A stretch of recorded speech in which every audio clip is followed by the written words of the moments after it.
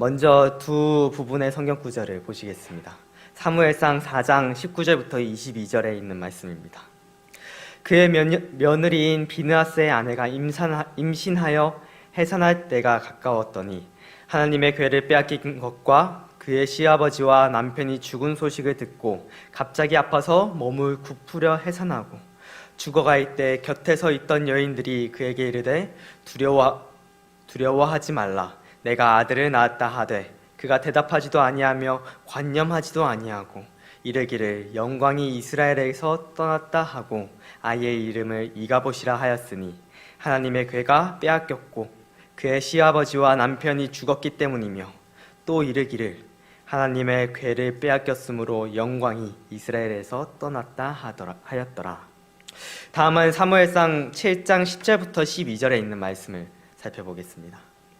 사무엘이 번제를 드릴 때 블레셋 사람이 이스라엘과 싸우려고 가까이 오매 그 날에 여호와께서 블레셋 사람에게 큰 우레를 발하여 그들을 어지럽게 하시니 그들이 이스라엘 앞에 패한지라.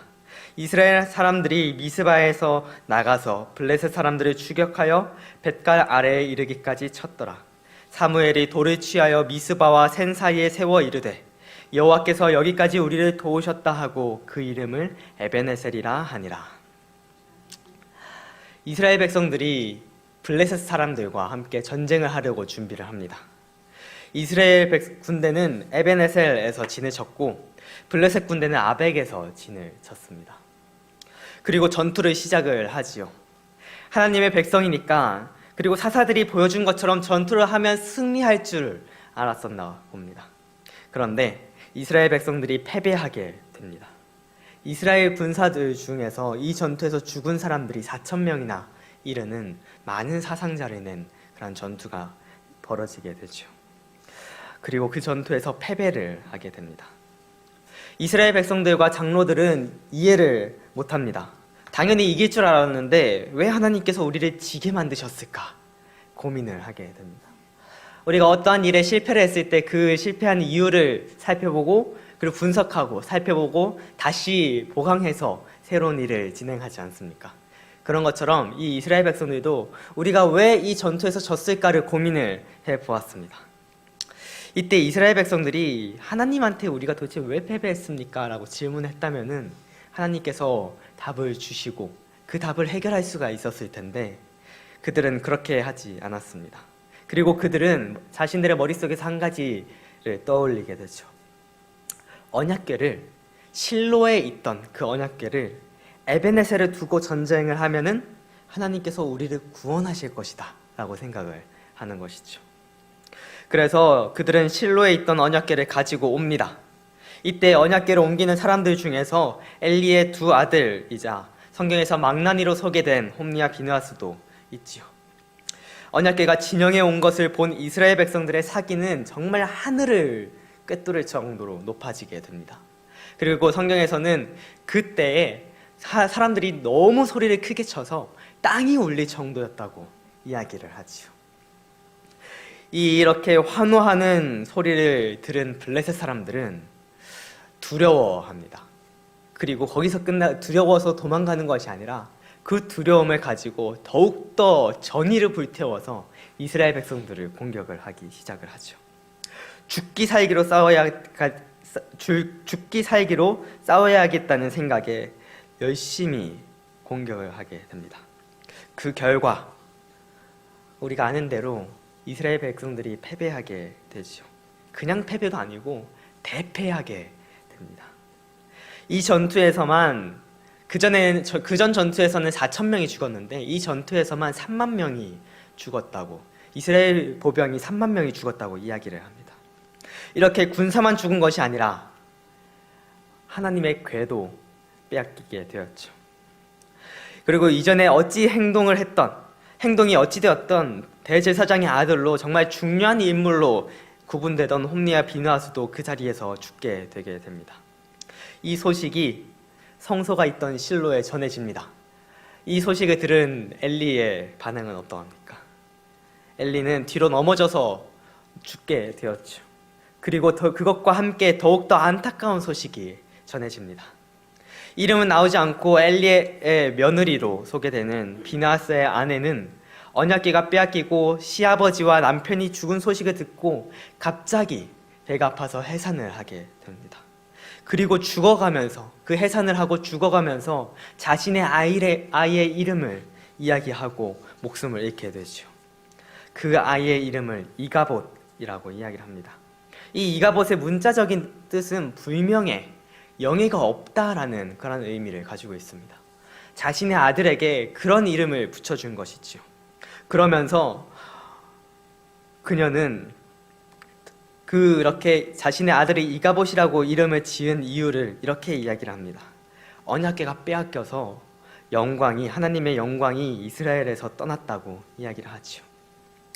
그녀는 불경하고 행실이 좋지 않은 남편과는 다르게 여호와를 경외할 줄 아는 사람이었습니다. 그래서 자신에게 들려온 그 소식을 들었을 때 다른 그 어떤 것은 생각나지 않고 하나님의 궤가 빼앗겼다는 그 안타까운 사실만이 생각이 계속 머릿속에 맴돌았던 것이죠. 당시에는 아들을 낳는 것을 매우 큰 축복으로 여겼습니다. 그래서 이 사무엘상에 처음에 나오는 한나도 하나님께 아들을 달라고 그렇게 이야기를 하고 있지 않습니까? 그런데 그런 아들을 출산을 했는데도 그녀는 관념하지도 않았습니다. 자신의 아이에게 관심을 가지지도 않았습니다. 그저 하나님의 언약궤가 빼앗겼다는 그 충격적인 사실을 되뇌이면서 그렇게 숨을 거두게 된 것이죠. 이 언약궤가 빼앗긴 이 사건은 매우 충격적인 그런 사건이었습니다. 이스라엘 백성들은 언약궤를 빼앗겼습니다. 이제 이스라엘 영토 내에는 언약궤가 없었어요.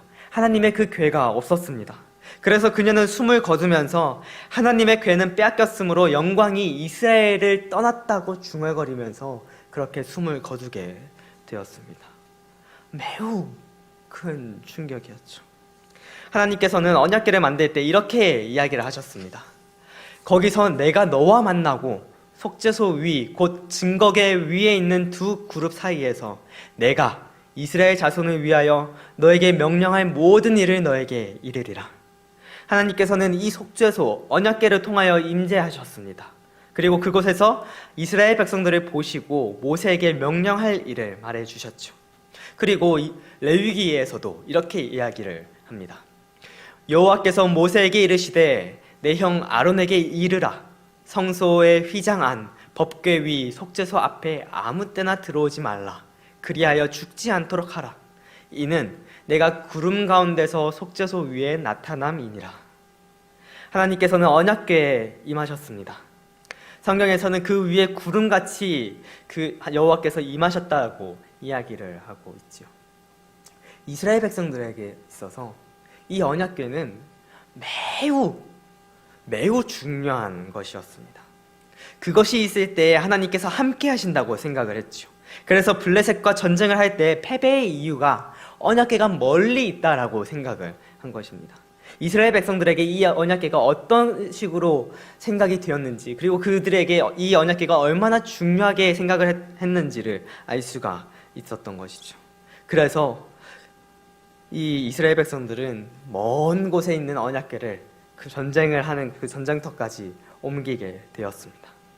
그런데 그런 언약궤가 하나님께서 함께 하시겠다고 이야기하신 그 언약궤가, 그리고 하나님의 임재를 나타내는 그 언약궤가 빼앗기게 되었습니다. 그들의 죄로 인하여 빼앗기게 된 것이죠. 그들은 언약궤를 하나님과 관련해서 생각하지 않고 하나님의 율법을 순종하지 않으면서도 하나님의 뜻을 존중하지 않으면서도 그냥 그것을 바라보고 있을 때 다른 궤적보다 더 유용하고 더 신비로운 무언가가 있을 것이라고 생각을 한 것이죠. 이스라엘 백성들은 이 언약궤를 가지고 우상 숭배를 하게 된 것입니다. 그들의 이러한 죄가 하나님과 분리시켰고, 하나님께서는 죄로 가득 찬 이 백성들에게 승리를 가져다 줄 수가 없었습니다. 그래서 언약궤는 빼앗기게 되었지요. 그리고 그들은 생각을 했습니다. 이제 여호와의 영광이 떠났다고요. 이제는 여호와께서 함께하지 않으신다고요. 그래서 온 백성이 이 소식을 듣고 그저 통곡하며 울고 그리고 좌절할 뿐이었습니다. 우리의 삶 속에서도 이러한 모습이 보이지 않습니까? 내가 한 죄를 통하여 나는 이제 더 이상 하나님과 살아갈 수가 없다고 생각하는 그러한 때가 있지는 않습니까? 다시 돌아가고 싶어도 어떻게 돌아가야 될지 모르고, 하나님을 바라보려고 그렇게 해도 하나님이 보이는 것이 아니라, 하늘이 보이는 것이 아니라 그저 내 주변에 암흑만 들리고 공허 속에 있는 것 같을 때, 그럴 때가 우리의 삶 속에 있을 수도 있는 것이지요. 내가 죄에서 벗어나기 위해서 기도하고 또 하나님께 아뢰고 노력을 하는데 또 같은 죄로 들어갑니다. 내가 하는 행동들이, 모든 행동들이 죄 가운데에 있어요. 내가 너무 많은 죄를 지어서, 내가 너무 오랫동안 죄와 버타고 살아서 이제는 벗어나고 싶지 않는, 그 죄에서 벗어나고 싶지 않은 그러한 생각이 드는 나의 모습을 보면서, 이젠 내가 너무 멀리 왔구나, 이제는 내가 어떻게 할 수가 없구나 라고 생각하고 말하는 그런 모습이 우리들의 모습 속에서 있을지도 모릅니다. 마치 38년 된 중풍병자를 비롯하여서 성경에서 등장하는 많은 병자들과 많은 죄인들처럼 말이지요. 너무 오랫동안 너무 확실한 죄의 증거가 있어서 포기하고 싶고 더 이상의 희망이 나에게 없어질 때, 그럴 때 사람들은 깊은 절망에 빠지게 됩니다. 마치 가룟 유다처럼 말입니다. 자신 나름대로의 계획을 가지고 예수님을 팔았지만 그러한 행동이 잘못되었다는 것을 깨닫고 이 가룟 유다의 모습은 어떠했습니까? 그는 절망하게 됩니다. 그리고 그 죄책감과 좌절 때문에 스스로의 목숨을 끊게 되지요.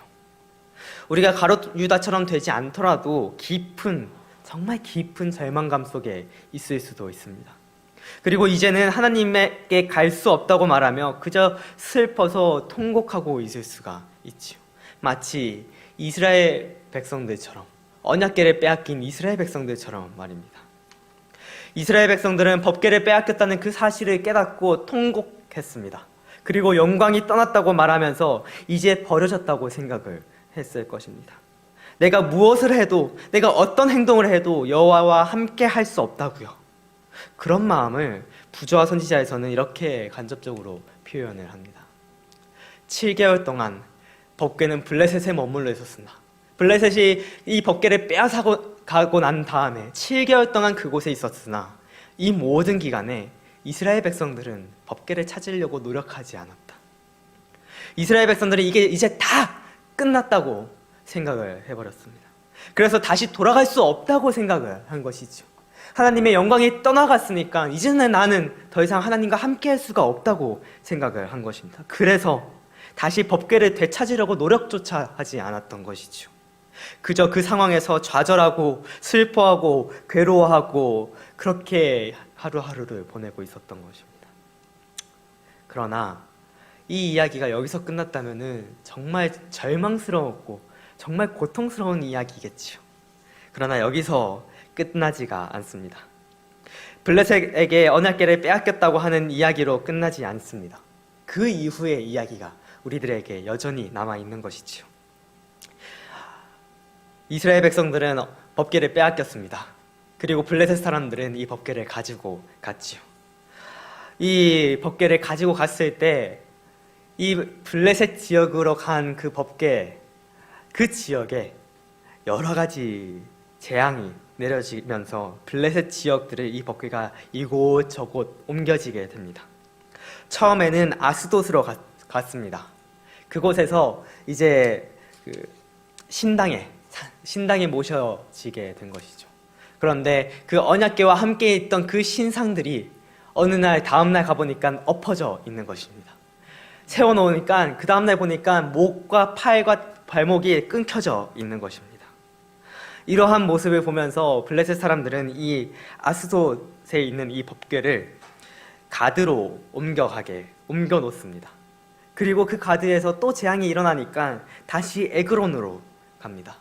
그리고 이 에그론에서도 또다시 재앙이 일어나니까 그 유명한 이야기인 새끼를 낳은 소 2마리를 수레에 메고 수레에 언약궤를 싣습니다. 그리고 암소 2마리를 보냈을 때 벳세메스로 가면은 하나님께서 이 재앙을 내리셨을 것이다 라고 이제 그렇게 생각을 하고 행동을 했습니다. 이 모든 재앙이 하나님으로부터 왔다는 것을 이 암소 2마리가 벳세메스로 이동하면서 증명이 되었습니다.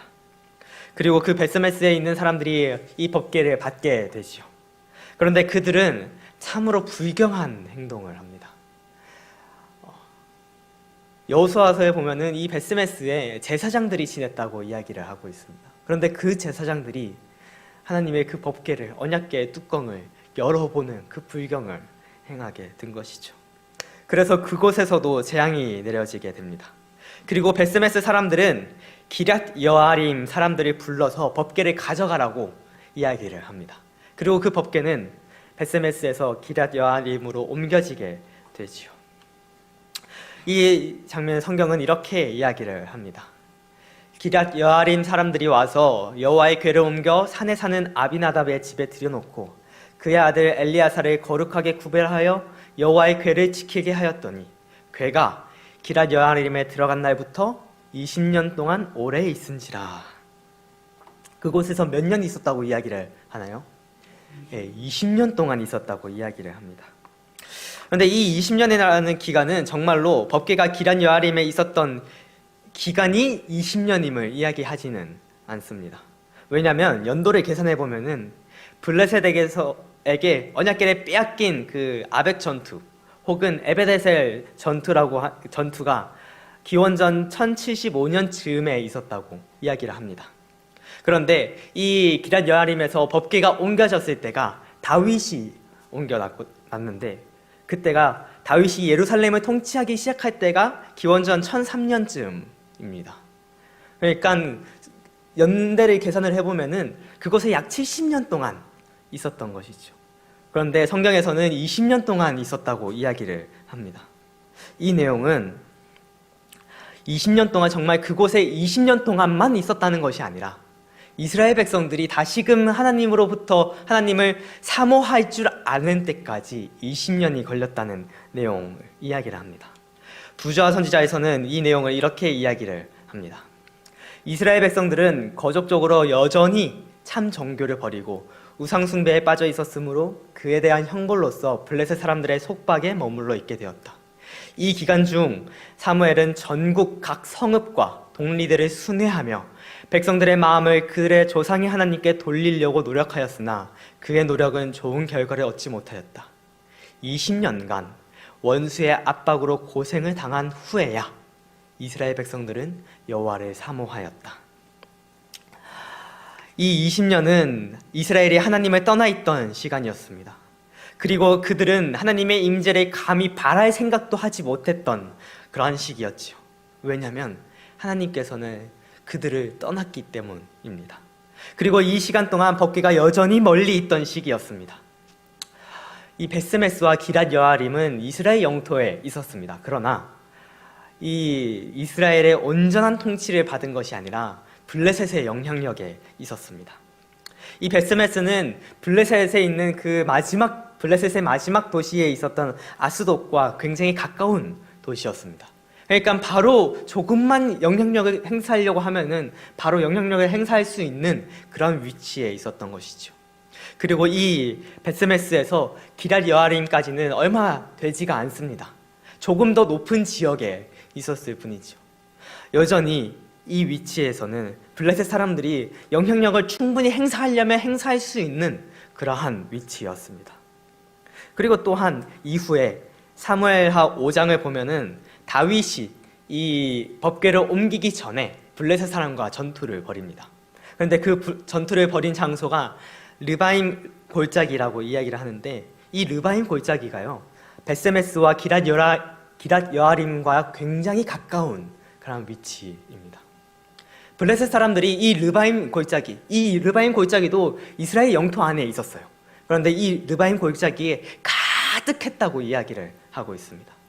여전히 그 지역은 블레셋 사람들의 손아귀에서 벗어나지 못하는 그러한 곳이었죠.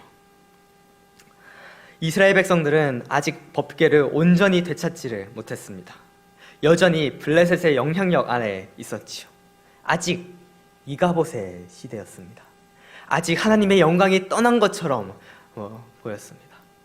이제 우리 영토로 돌아와서 여호와의 영광을 되찾은 것처럼 보이나 블레셋의 영향력 아래에 있었고 하나님을 찾지 못하고 하나님을 사모하지 못하는 그러한 시기였습니다.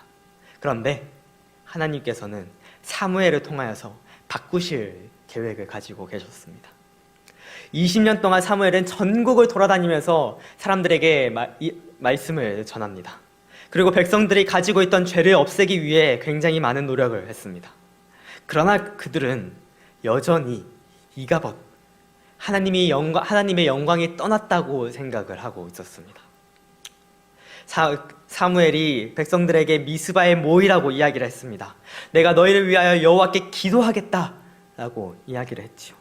그때 많은 사람들이, 온 이스라엘의 사람들이 미스바로 모이게 됩니다. 그리고 자신의 죄를 회개하게 되지요. 이 모습을 본, 이 소식을 접한 블레셋 사람들은 이 미스바를 공격하기 위해서 군대를 끌고 전쟁을 벌이기 위하여 떠나게 됩니다. 이때 이스라엘 사람들의 반응은 이러합니다. 이스라엘 자손들이 듣고, 블레셋 사람들이 오고 있다는 그 소식을 듣고 블레셋 사람들을 두려워하여 이스라엘 자손이 사무엘에게 이르되 당신은 우리를 위하여 우리 하나님 여호와께 쉬지 말고 부르짖어 우리를 블레셋 사람들의 손에서 구원하게 하소서 하니, 이스라엘은 여전히 블레셋 사람들을 두려워했습니다. 20년 전에 블레셋 사람들과 전투할 때는 하나님과 함께하면 내가 승리할 수 있다라는 그런 확신이, 그런 믿음이 있었습니다. 그 믿음이 비록 잘못된 방향으로 나아가기는 했습니다만은 이스라엘 진영에 언약궤가 다가오니까 사기가 높아져서 소리를 지르고 그 소리를 지르는 것이 땅을 울릴 정도로 사기가 높아졌죠. 블레셋 사람들을 두려워하지 않았습니다. 그러나 지금은 어떠합니까? 블레셋 사람들을 너무나도 두려워하고 있는 이스라엘 백성들의 모습이 보입니다. 하나님께 기도하고 자신의 죄를 자복했음에도 불구하고 여전히 하나님의 영광이 떠났다고 생각을 하는 것이죠. 하나님께서 함께 하시지 않기 때문에 승리할 수가 없다고 생각을 하는 것입니다. 그래서 이 이스라엘 사람들은 사무엘에게 기도해달라고 요청을 하죠. 사무엘이 기도하면 뭔가 조금 달라질까 싶어서 기도를 요청을 합니다. 그리고 사무엘은 번제를 드리죠. 그리고 그날에 이런 일이 일어납니다.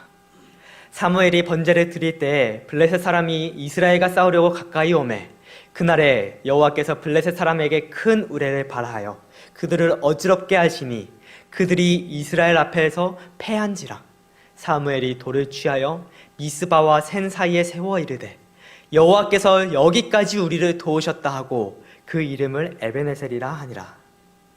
블레셋을 두려워하지 않았던 이스라엘 백성들이 하나님과 함께하지 못한다는 생각에 빠져서 승리하지 못한다는 패배감에 휩싸여 있는 모습으로 바뀌었습니다. 좌절과 희망이 없는 모습을 보였지요. 하나님께서는 여전히 함께하시지 않을 것이라고 생각을 했습니다. 그러나 그때 사무엘이 번제를 드릴 그때 하나님께서는 어떻게 하십니까? 하나님께서는 사무엘과 이스라엘 백성들의 그 기도를 들으시지요. 큰 우레를 발하여서 블레셋 사람들을 치셨습니다. 그리고 이 모습을 본 이스라엘 백성들은 이제는 하나님께서 함께 하신다는 그 생각을 가지고, 이전에는 감히 상상조차 하지 못했던, 하나님께서 함께 하실 수 있다는 그 생각을 하지 못했던 그 일들이 이제는 가능하다는 것을 깨닫게 되고 사기가 높아져서 블레셋 사람들의 뒤를 계속 돕게 되는 것이죠. 그리고 승리하게 됩니다. 이때 사무엘은 기념비를 세웁니다. 그리고 이름을 붙이는데 여호와께서 여기까지 우리를 도우셨다는 이름을 가진 에베네셀이라고 이름을 짓죠. 이 에베네셀은 이가봇 시대에 붙여진 이름입니다. 희망이 없고 공포와 좌절이 넘치는 시대, 하나님의 영광을 떠나서 감히 붙잡지도 못한다고 생각하는 그때 하나님께서 인도하셨다는 사실을 깨닫게 되는 것이죠. 이 이름을 붙인 이때가 하나님께서 많은 도움을 주시고 하나님께서 많은 인도를 하시고 하나님께서 정말 그 이스라엘 백성들에게 내가 너희와 항상 함께 있다라는 정말 부정할 수 없는 그러한 장면들이 있을 때가 아니라 이스라엘 백성들이 감히 상상도 하지 못한 하나님의 영광이 떠났던 그때 에베네셀 여호와께서 여기까지 우리를 인도하셨다고 이야기를 하는 것이죠. 우리 삶 속에서 깊은 좌절을 느끼십니까? 감히 내가 하나님께로 돌아갈 수 없다고 생각이 드십니까? 제가 전에 만난 한 남성분이 계십니다. 그분은 어렸을 때 교회를 다니셨대요. 그런데 이제 성인이 되고 직장 생활을 하면서 교회에서 점점 조금씩 떠나게 되는 것입니다. 결혼을 하고 나서도 종종 교회에 나갔지만 시간이 지나면 지날수록 교회에 가는 횟수가 점점 더 줄어들게 되었습니다. 그리고 사회생활을 한다는 이유로 술자리에도 많이 가고 그러한 좋지 않은 자리에도 자주 가게 되었습니다. 하나님을 떠난 삶을 살았습니다. 아니, 그분의 표현대로 감히 하나님께 돌아갈 생각조차 하지 않았던 그러한 삶을 살았습니다. 그렇게 생활을 하다가 아내분이 병에 걸렸다고 이야기를 했습니다. 어떤 병이었는지 정확히 기억나지는 않습니다만 목숨에 많은 위협이 있는 그러한 병에 걸렸다고 이야기를 합니다. 그런데 이분이 그 병을 치료하려고 이 병원 저 병원에 돌아다니다가 도저히 안 되니까 하나님께 요청을 해야겠다라고 생각을 어느 순간 번뜩거리면서 이 머릿속에 스쳐 지나갔다고 이야기를 합니다. 그런데 그와 동시에 어떤 생각이 들었냐면은 내가 지금 몇십 년 동안 하나님을 떠난 삶을 살았는데 내가 교회도 안 가고 기도도 안 하고 말씀도 안 읽는 그런 삶을 살았는데 내가 감히 기도할 수 있을까? 하나님께서 내 기도를 들어주실까? 이렇게 생각을 했습니다.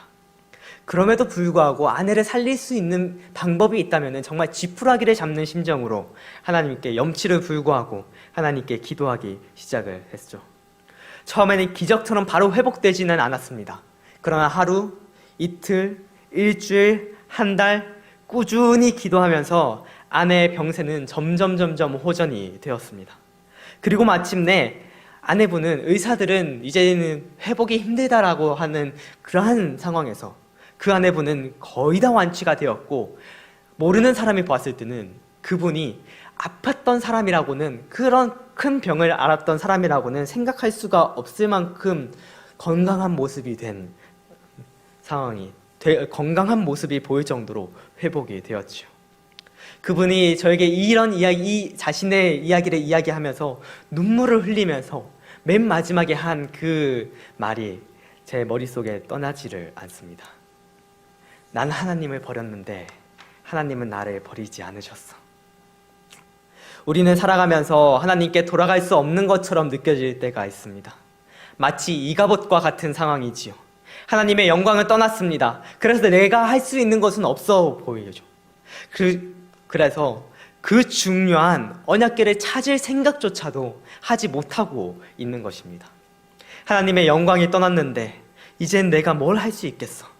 하나님께서 함께하지 않으시는데 내가 감히 함께 해달라고 요청을 할 수가 있겠어? 이런 생각이 끊임없이 듭니다. 그러나 그런 순간에 우리는 더욱더 하나님을 붙잡아야 하지요. 가정과 건강에 이런 말씀이 있습니다. 조금 깁니다마는 함께 계속해서 읽기를 원합니다. 유혹이 그들을 엄습할 때, 근심과 걱정이 그들을 둘러싸일 때, 좌절당하고 낙심되어 절망 상태에 빠지고자 할 때 예수님을 바라보라. 그리하면 그대를 둘러싸고 있는 어두움이 그분에게서 임재하시는 밝은 빛에 의하여 사라지고 말 것이다. 죄가 그대의 심령을 지배하려고 싸우고 양심을 불겁게 할 때 구주를 바라보라. 그분의 은혜는 죄를 정복하기에 넉넉하다. 불안으로 떨릴 때 감사한 마음으로 그분께 돌아가라. 그대 앞에 놓여있는 소망을 굳게 잡으라. 그리스도께서는 그대를 당신 가족으로 입적시키고자 기다리고 계신다. 그분의 능력은 그대의 연약함을 도와줄 것이다. 그분께서는 그대를 한 걸음씩 인도할 것이다. 그대의 손으로 그분의 손을 잡으라. 그리하여 그분께서 그대를 인도하게 하라. 그리스도께서 멀리 떠나 계시다고 결코 생각하지 말라. 그분께서는 언제나 가까이 계신다.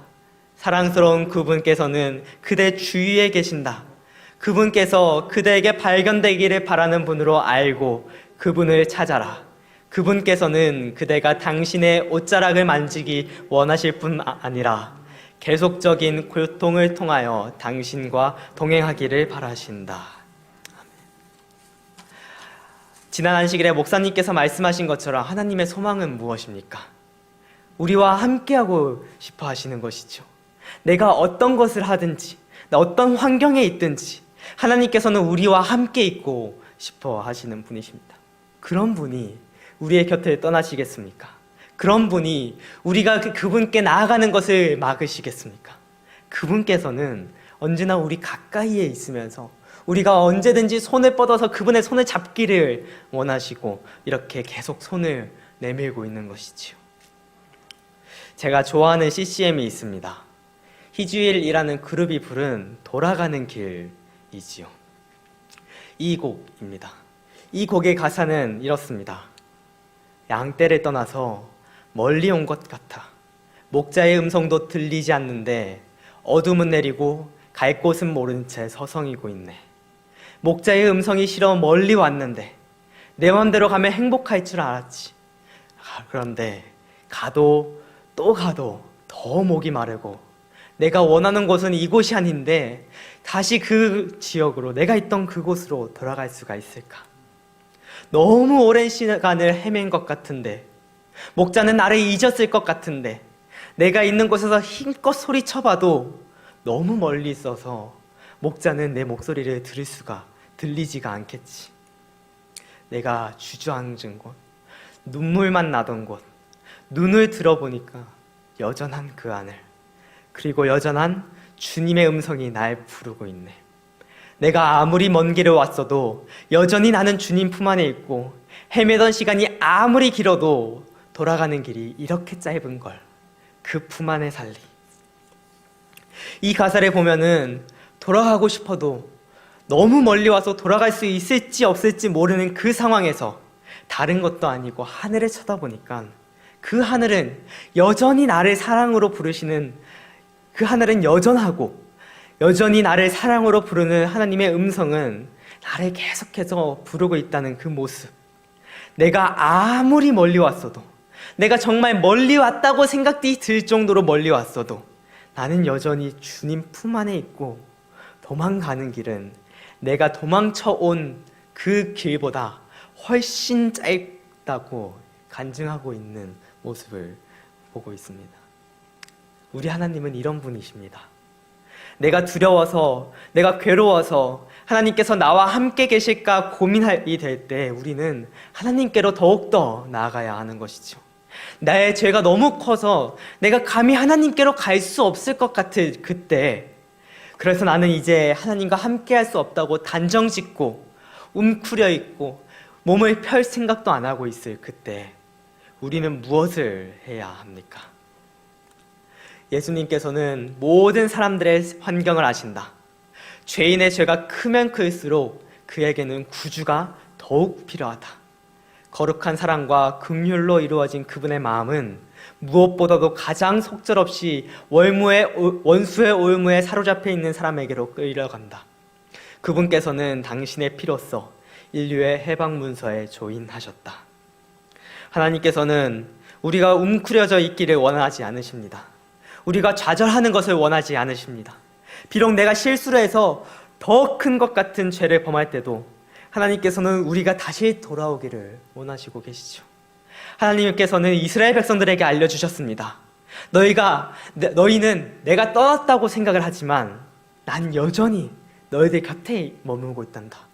그래서 하나님께서는 이스라엘 백성들이 자신들의 죄를 회개한 그 순간, 미스바에서 자신들의 그 모든 죄들을 회개하고 돌이키고자 결심한 그 순간, 하나님께서는 이스라엘 백성들의 기도를 들어주시고 이스라엘 백성들의 그 기도에 응답해 주시면서 여전히 지금도 너희와 함께하고 있고 여전히 너희들의 그 신음소리와 너희들의 그 기도를 내가 귀 기울이고 있다고 이야기를 하시지 않았습니까?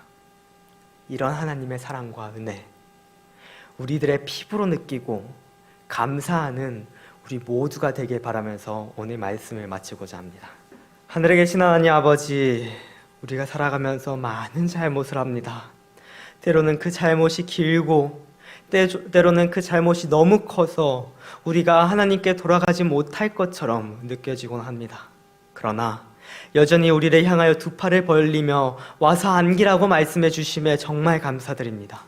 내가 어떤 상황에 있든지 내가 가지고 있는 그 죄에서 모두 돌이켜서 하나님께로 돌아갈 용기를 허락하여 주시옵소서. 그때 우리에게 여전히 사랑한다고 기다린다고 말씀해 주시는 그 하나님의 그 놀라우신 은혜를 경험할 수 있도록 인도하여 주시옵소서. 이 밤 하나님께서 저희를 사랑하는 그 사랑을 정말 저희가 피부로 느낄 수 있는 시간이 되길 바라며 사랑이 많으신 예수님의 이름으로 간절히 기도드립니다.